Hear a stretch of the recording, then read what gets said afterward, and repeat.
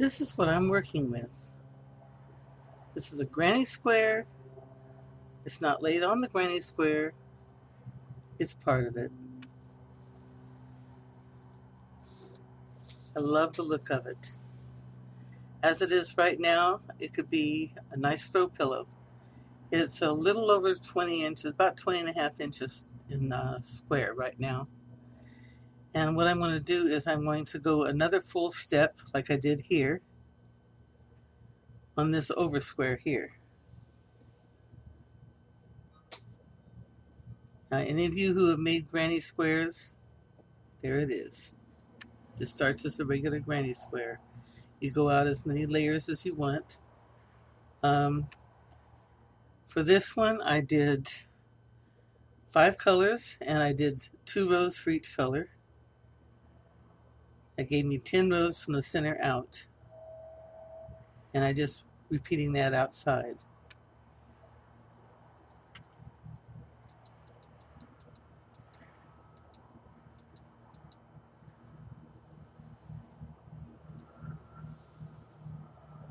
On the corner here, on the edge here, I did a slip stitch along the edge, and that's what I connected the outside to.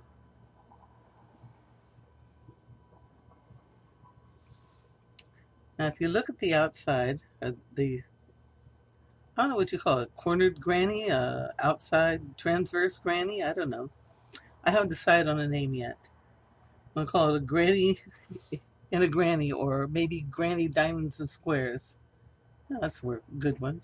Diamond and square granny. Anyway, I started out making this. I got the four sides made, and I realized I'd made a humongous mistake. I had used these holes here, the location of these holes, to make my connections for the other rows. But that doesn't work. The height of these is different from the width of these. So 4 going up this way actually equals the same as 3 of these groups. And if I try to do that, I end up stretching this out until it starts to bunch up on the edges, and I end up with something more like a square bowl instead of a nice flat granny. So this is how you do it. I want to take this a little farther. I want to see if I can get it big enough to be a lap gan. If I have enough of the right color yarn, I might be able to get it to be as big as something for a twin size bed. I'm using an H hook. I'm going to come in a little closer. The only problem with getting closer is I forget where I put my hands, and I end up getting out of the picture, so I'm going to have to watch that. This is the absolute center here. And this slip stitch is going to be the center of my side. So, right there. So what I want to do is I want to come up 2 stitches, skip 2 stitches, and go to the 3rd stitch.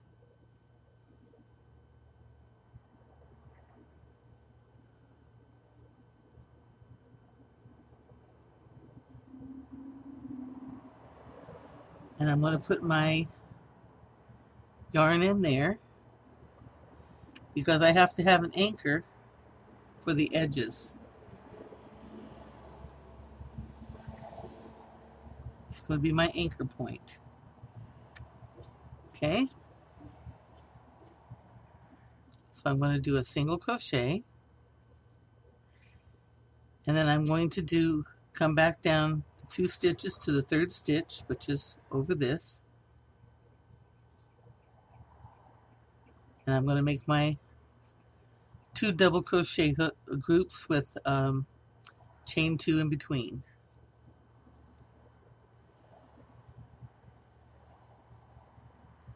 Now, strictly speaking, this isn't a 2-sided operation, for the simple reason that it's really hard to get the backs of these connections, these color connections, to look the same as the front. You have to figure out which one you want to sacrifice. Then you make it look as good as you can so at least it's not obvious. Now here's my two here. I'm going to need to make another anchor over here. And I need to go up a square. So what I want to do is I want to chain one. That'll be where my next bunch will be, that chain one space. Skip 2 stitches, go into the 3rd stitch,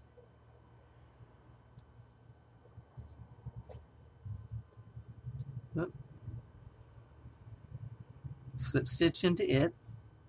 See, here's my space for my next grouping. Then I'm going to chain 2, skip 2 stitches again, and go into this 3rd stitch and do a single crochet.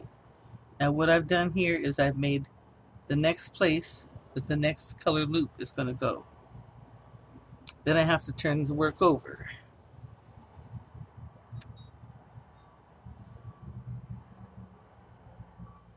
Now I come back down into this place that I prepared, this chain one space, and I finish out this group. Because this chain 2 that I used for the bridge becomes the first double crochet in that cluster. See? There's my cluster. And there's the space for the next cluster that comes after it. And I come over to the middle.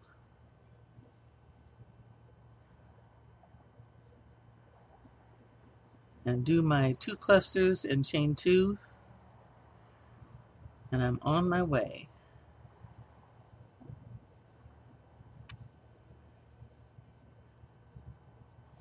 Now since I'm doing 2 rows every set, and I'd like them to look kind of uniform, I always start on the front with the first set, with the first of each color set. This is the back here, this is the front. On the way back, you're working on the back, and you're also raising a ridge on the front. You always get that ridge when you go back and forth, flip sides on a granny.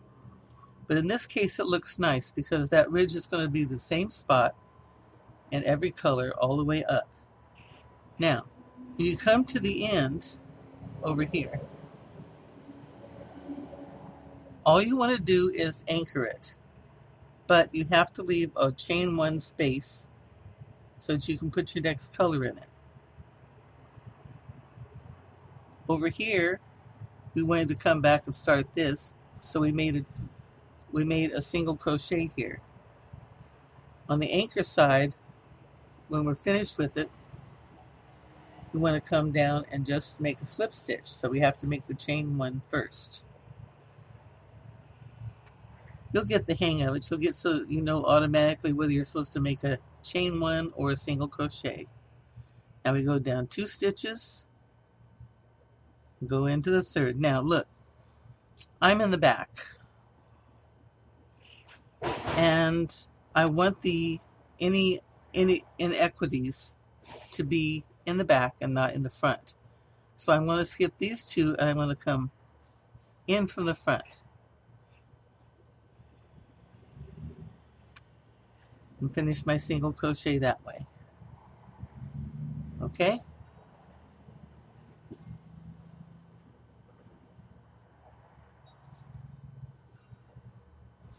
Here's the front. Let go.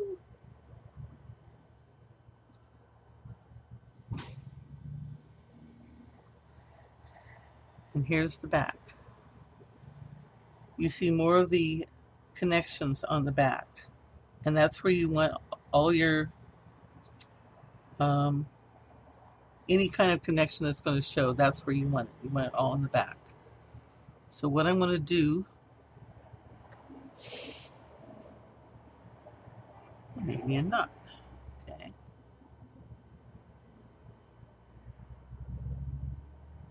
I'll pull this through like that.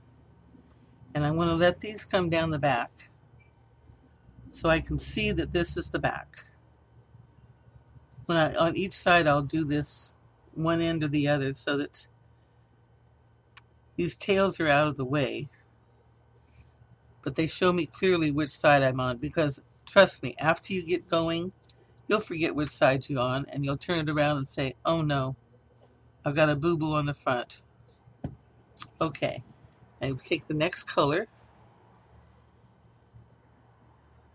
and again we want to turn over to the front. So here's where the connection is. You come up 2 stitches, go into the third.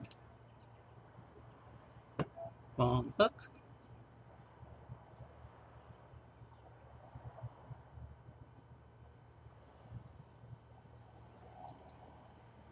Chain 1, because you want to have some place for the next group to anchor to, and come down and do your 3 doubles for your granny cluster.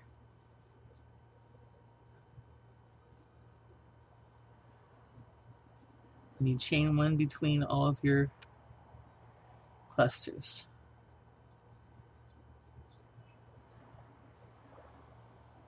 Just like that.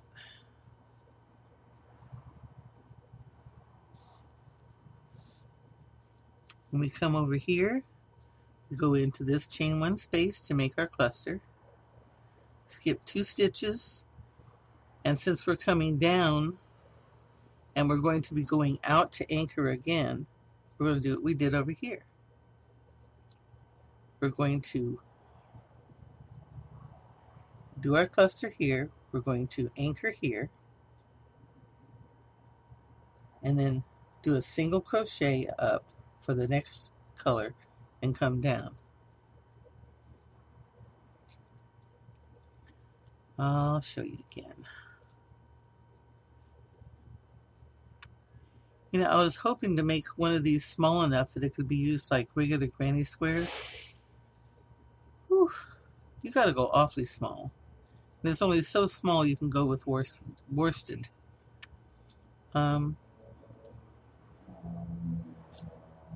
I tried using an F hook and double crochets, and I got down to around a 6-inch square before I start the triangles, you know, the triangle corners.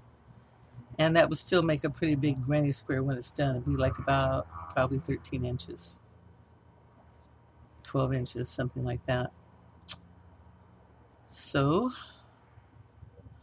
I tried doing half doubles with an F hook and came down a little bit smaller.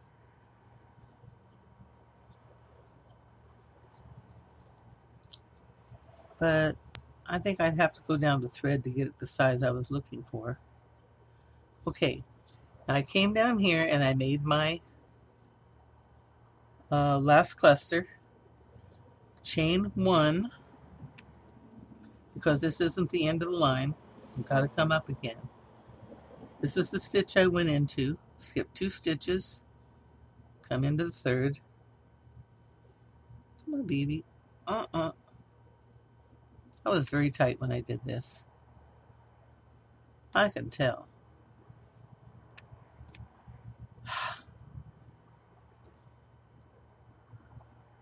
One, two.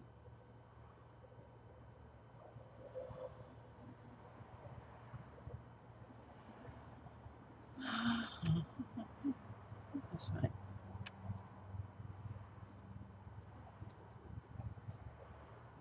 So do a single crochet, and that'll give me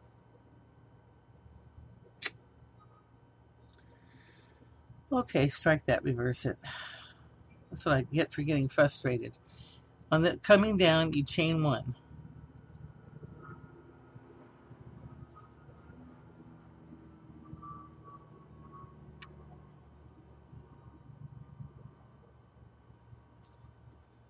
Chain 1. Skip 2 stitches. Go in and anchor with a slip stitch. Chain 2. Skip 2 stitches.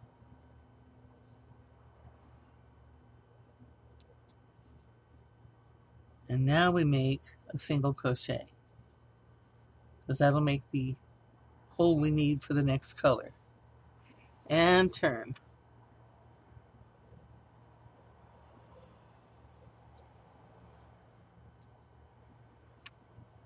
And then we finish out that group with 2 more double crochets.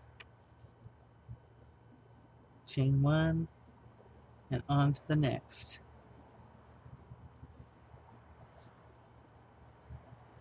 Okay. So here's my back. I'll be coming up here.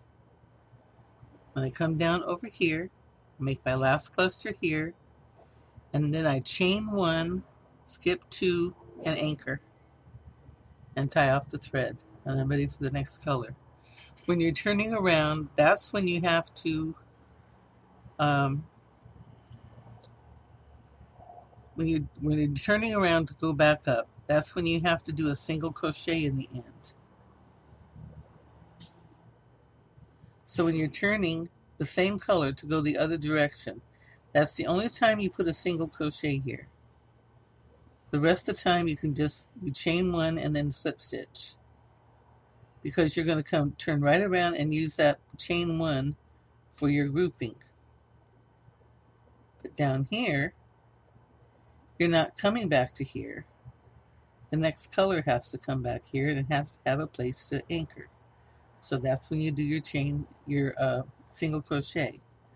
On this side, you do your grouping, and you're finished with that color, so you skip your 2 stitches, chain 1, because you're not coming back, chain 1, and slip stitch into this and cut it off. Then you have your chain 1 space for your next group on this side, and you have your single crochet on this side for your next grouping. So every end will either have a single crochet or a chain 1. And that's how it goes across the whole thing. As you can see, the front looks really nice.